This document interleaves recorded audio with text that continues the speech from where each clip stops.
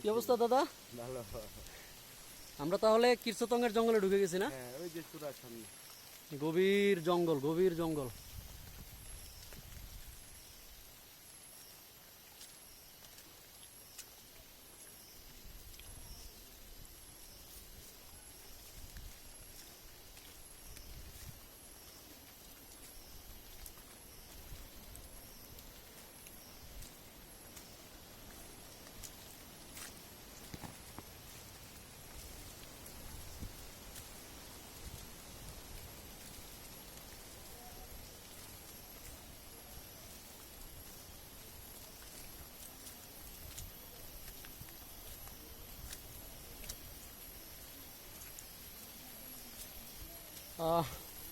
সমুদ্র দুই প্রকার দেখেছি জীবনে।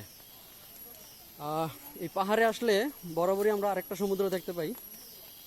এটা হচ্ছে মেঘের সমুদ্র। এই যে নিচে দেখেন, মনে হচ্ছে সাদা পানি, বিস্তীর্ণ এলাকা জুড়ে এই শুধু ধুধু মেঘের সমারোহ, মনে হচ্ছে সমুদ্র। পাহাড়ে আসলে এই জিনিসটা উপভোগ করা যায়, মেঘের সমুদ্র আর শত বছরের, 18 বছরের পুরনো এক একটা গাছ।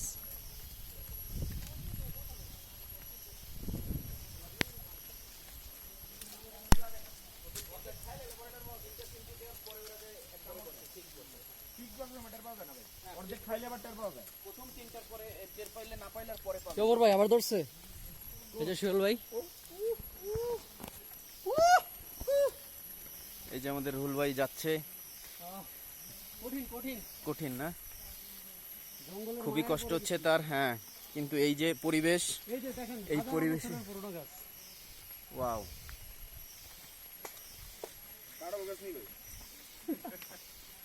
মাঝে মধ্যে একটু ফল গাছ বাঁধতো, খুব খুশি হইতাম।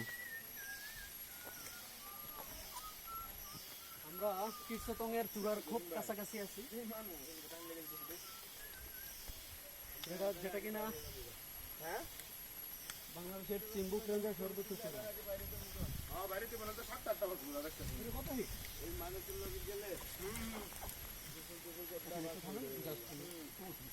আর কত লাগবে যেতে?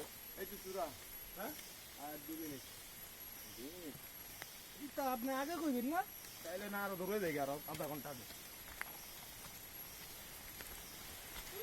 আমাদের জসিম ভাই, এই যে ওকে।